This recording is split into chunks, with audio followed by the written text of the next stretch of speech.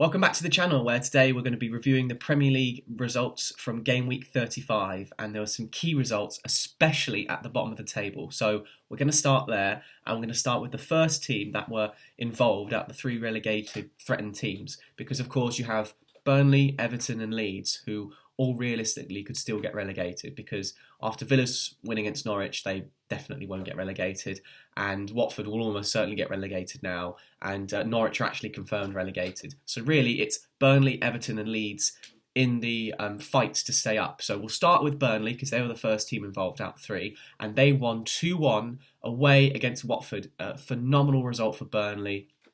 Their excellent form continues under Michael Jackson and Ben Mee. They were fantastic in this game. Of course, first half, Watford were a decent team and they actually took the lead.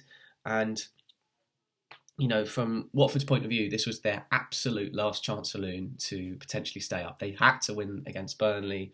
And, I mean, realistically, they probably would have gone down anyway, but no, they had to win today to have any hope, and they scored in the first half. And to be fair, it was a good shot from Kuchka, and even if Tarkowski didn't put it in his own net, you had Sarr and Kabasele, you know, running in behind if Tarkowski missed the ball. So yeah, Watford deservedly took the lead in that sense, but from there Burnley slowly grew into the game and went up a few gears. You had Dwight McNeil charging through on goal, being taken down just outside the penalty box. Then you had Nathan Collins' header in the second half and an excellent save from Foster. And then eventually, of course, you had Lennon as well. Lennon had a good shot saved against Foster. Foster did keep Watford in the game as the game went on.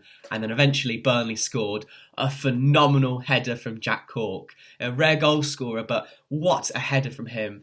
Amazing cross from Charlie Taylor. Whipped in, and then Jack Cork, phenomenal header from him. Although I don't think the Watford defenders covered themselves in glory, because I think they were too slow to close down Charlie Taylor, and then there were so many Burnley players in the box and half of them weren't being marked. So I think it was really poor defending from Watford, and amazing header from Jack Cork. Brilliant scenes for Burnley's point of view, of course. And then once Burnley got the first goal, then there was only going to be one team pushing for the second, and that's exactly what happened. The ball was lifted in, eventually fell its way to Vidra, who played it back to Brownhill. An amazing goal from him. Cue absolute pandemonium in the away end, absolute limbs and scenes. And from Burnley's point of view, this is a phenomenal win, and the game they had to win, given that this was their easiest fixture from now until the end of the season. But the manner of which they got the win as well will be a massive boost for Burnley. Then you had Villa against Norwich. Of course, Norwich were never going to realistically stay up, but I'll speak about them briefly because it's now officially mathematically confirmed that they are relegated, and it's been a terrible season for them. Their recruitment, I think, is the key issue why they've been relegated, because they've been a yo-yo club for a while now, and when they came up this time around, Stuart Webber proclaimed and said that he was going to provide Daniel Farker with the funds to actually potentially give Norwich a chance to stay up, and I think the recruitment was really poor. You had Kabak, who joined quite late and didn't live up to the hype at all. Josh Sargent and Rashica, on paper, were good signings, but then they've joined clubs that have been battling relegation in their respective leagues, so it was always going to be difficult for them to make the adaptation from the Bundesliga to the Premier League. And to be fair, a lot of players have struggled to make that step from the Bundesliga to the Premier League. I mean, look at Jadon Sancho and Leon Bailey this season. Both big expectations, and both of them haven't really done too much this season. So Norwich's recruitment has been poor, and throughout the season it seems like a number of staff behind the scenes have left, which hasn't helped. And also, Stuart Webber hasn't been present that much because he's making this goal to climb Mount Everest. So he's not been too involved behind the scenes, and there does seem to be a culture of acceptance of relegation when they get to the Premier League. Whether it remains to be seen whether they come back up next season, I don't know. They're going to have to do a big squad clear out because this time around they've spent a lot of money, so they're going to have to sell some players, and there's going to have to be a big squad overhaul. Whether long-term players that have been at the club, so I think the likes of Pookie and Krul, whether they're going to be there next season, I don't know. But it's been a really terrible campaign for Norwich, and the saving grace for them though is two things. First of all, they've got Dean Smith and Craig Shakespeare, who they know will probably be there next season, and they're both really good coaches. Second of all, they've got some really good young players and a great training facility. So I think the likes of Adam Eder and Aaron Rowe, Aaron Rowe and Adam Eder both will have really good seasons next season in the Championship. And it was a shame from Adam Eder's point of view that he got injured just as he was hitting form. But next season he should be back, and I think they'll both do decent jobs for Norwich next season. But for them, terrible season, fully deserved relegation. And it's quite ironic that a couple of seasons ago they confirmed the Championship title at Villa Park, and then this time around confirmed relegation. There's a lot of change that needs to happen at Norwich, and it's quite weird to see from the outside point of view, given that last season when they got promoted it seemed that everything was fantastic behind the scenes, but now it's just completely almost fallen apart. As for Villa, they had to win this game because they've been in poor form, and it was a good professional performance from their point of view, although Norwich did have some good chances. So for Villa, they just need to improve now for the end of the season and then really kick on next season. Then, of course, Saturday night game, you had Leeds versus Man City. Massive game for both teams, of course. Man City going for the league and trying to respond after Liverpool's win against Newcastle. And then for Leeds, they'd have seen the scoreline at Vicarage Road and thought, oh, God, we're really in relegation trouble now. So I think Leeds performed quite well, given the injuries they've had and given how good a team Man City are and how phenomenal form they're in. I think Leeds played quite well. You just think that massive chance in the 3rd minute where Rodrigo was running down the left-hand side. If only he'd played Rafinha in sooner, or attempted to play Rafinha in sooner, Rafinha might have been through one-on-one and had a easy tap in, but it wasn't meant to be. And for me, the main reason why Man City won this game wasn't necessarily because of the amount of possession they had, but because of their strength and set pieces. They're not the biggest team by any means, but Man City are just so good at timing their runs at free kicks and corners and winning those headers and being aggressive. And that's exactly what happened with the goals for Man City. And in the end, they did deserve it, but it wasn't easy. Even at 2-0, Leeds created some good chances and it could have been dangerous for Man City. And the Ellen Road atmosphere was fantastic. And similar to Goodison Park, I think if Leeds are going to stay up, they're going to have to win some points at home. That will be key.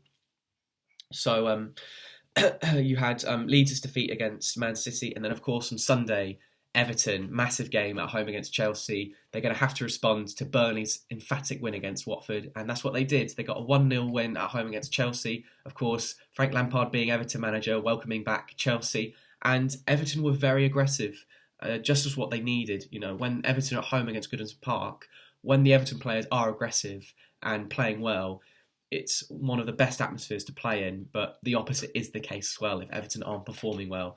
And Everton, like I said, they were aggressive. The likes of Gordon, Richarlison and Damari Gray as a front three, I think are brilliant for Everton, especially going forward if Everton stay up. And they fully deserved the goal. And it was not a surprise really how they got the goal, because Chelsea recently have been very lacklustre, and against West Ham at home, I think all 3 centre-backs for Chelsea at some point gave the ball away cheaply, and that's what happened at Goodison Park. Azpilicueta took too long playing out from the back, and then Richarlison nipped in, and eventually it found its way back to Richarlison. It was an easy finish for him, 1-0 for Everton, and it could have been a second. Milenko really should have hit the target to make it, and then potentially make it 2-0, but Chelsea then, of course, were going to fight back, and I mean, they had a massive chance, of course, in the second half when Mount hit the post and it fell to a Chelsea player. Phenomenal save from Pickford, and he was excellent, to be fair. And also, defensively, not just Pickford, but it helped that Yerry Mina was back in the team, because I think Everton are just a better team when Yerry Mina is playing, because he's really good at organising the team, but because of his height and his aggression, he's excellent at winning headers and set pieces. And also, Everton's win percentage is just better when Yerry Mina is playing. So having Yerry Mina back was a massive boost. And this is a big win for Everton because, yes, they were at home. And yes, because it was Chelsea, there was a Frank Lampard element. So they could have got a result. But it was one of their hardest fixtures, because they've got Leicester away now, which is relatively difficult. But then they've got Watford away, who by then will be confirmed relegated, and then Brentford and Palace at home. So Everton actually have quite winnable fixtures, and if they keep up their tempo and aggression, then I think they'll stay up.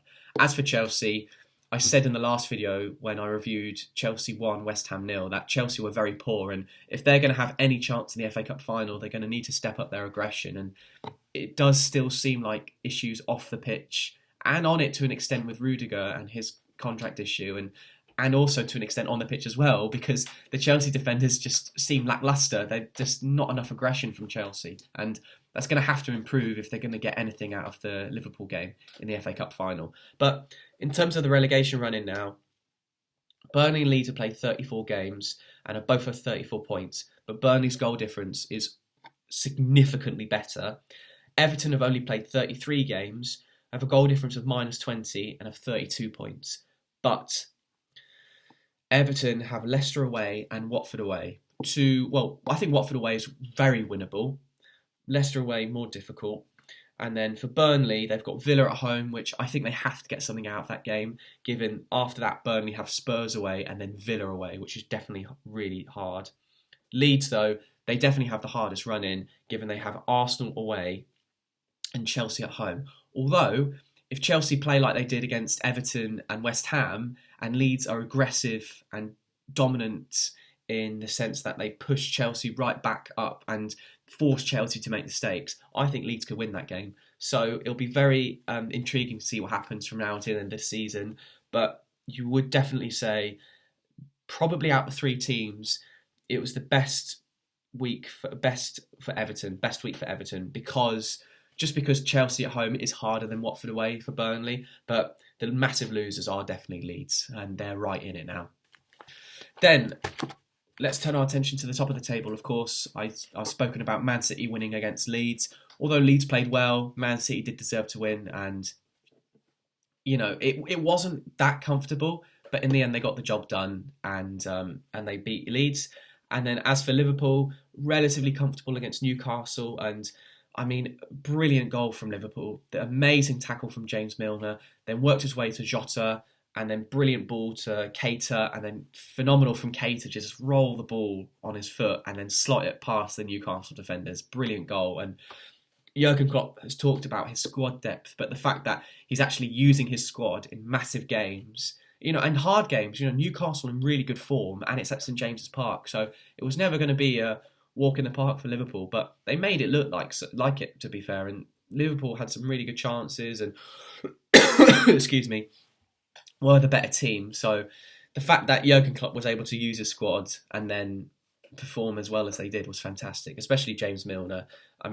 He created one big chance, had 86% pass accuracy, and of course was involved in the goal with a really good tackle on Fabian Schär to then work its way to Keita to score. So Liverpool, brilliant. They are still right behind Man City.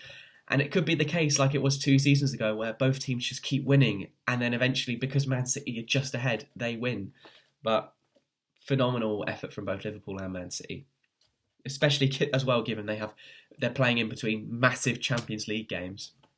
Of course, Liverpool, they've got that advantage in the sense that they are playing a weaker team in Villarreal, and they have a 2-goal advantage, whereas Man City, they have to go to the Bernabeu with only a 1-goal advantage, and Real Madrid have a much more pristine history in the Champions League than any of the 3 other teams, to be fair. Maybe barring Liverpool, of course, because Liverpool have won 6 Champions League, and obviously that's no mean feat.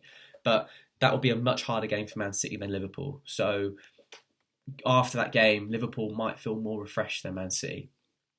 Then let's focus our attention to the top 4.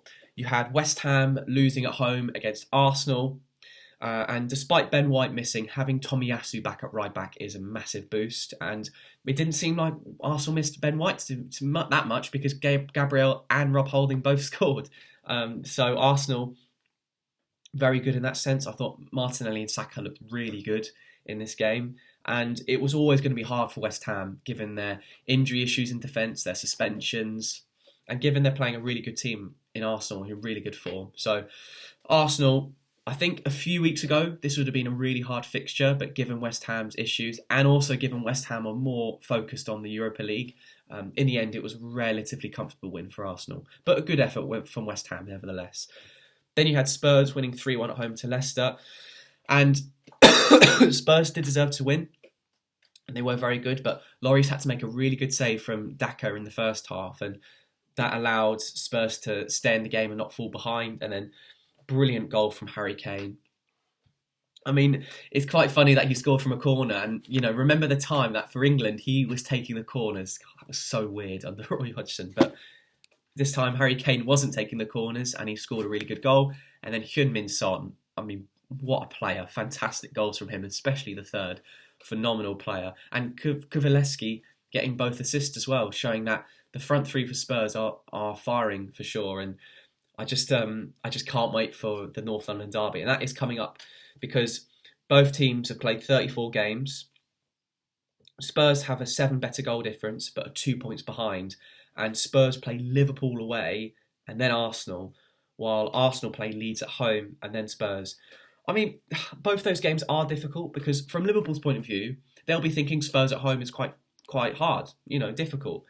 And then from Arsenal's point of view, they might be thinking, oh, Leeds at home, we should be winning. But Leeds are a very aggressive team, and if they attack Arsenal and just go for it, it might be a chaotic game where it just ends in a dramatic draw or even a dramatic win for Leeds. But nevertheless, it's definitely a harder fixture for Spurs than Arsenal before the North London derby. But Spurs, to be fair, they played very well against Leicester. I shouted out Lloris, but also Romero was excellent for the second goal. He's been brilliant for Spurs. And like I said, Kuvalevsky, 2 assists, fantastic from him. And the Spurs front three are going to have to, perform well if they're going to attack Arsenal and sneak into the top 4. Then you have Wolves 0, Brighton 3. Now, I predicted that Wolves would win just because Wolves are good defensively. But I did say that Brighton would create the majority of the chances, but just not take them. But Brighton created an XG of 2.86. That's 2 XG more than Wolves. And to be fair, Brighton had a penalty, it was saved. So at that point, you're thinking, oh, is it going to happen again for Brighton? But no, they got the second penalty. That was put away. And really, Brighton dominated the game. They were excellent, and it could have been more. Mwepu and Caicedo, since they come into the midfield, have been excellent. Brilliant for Brighton. And that means it's now Brighton's best ever season and fully deserved. They're on the up. They just need to make sure that they can bring in a proper goal scorer to finish all the chances they create, and then keep the likes of Graham Potter, Adam Webster, Mwepu, Caicedo and Trossard. If they can do that, why can't they finish higher than a team like maybe Wolves or West Ham next season, especially considering they won't be playing in Europe? As for Wolves, they've still had a brilliant season. They're still great defensively, but they've been very patchy because they had the collapse against Leeds at home. Then they dominated Villa. Fair play, they won 2-1. But you have to say Villa have struggled against the better teams. So that's a kind of a, not too significant of result. And then after that, Wolves got Burnleyed again.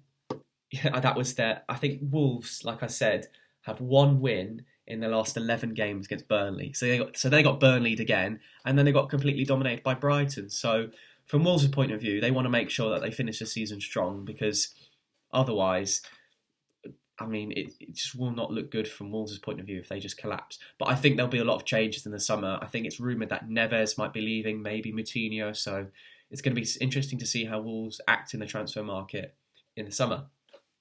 Finally, Saints 1, Palace 2. Very confusing lineup from Palace, given that Michael Olise and Wilfried Zaha are on the bench. But it didn't matter in the end because they won. And for me, I think the main headline for this game was the fact that Eberechi Eze played very well. He got the goal. I mean, Fraser Forster almost saved it, but nevertheless, Eberechi Eze scored. And not just that, but he performed really well.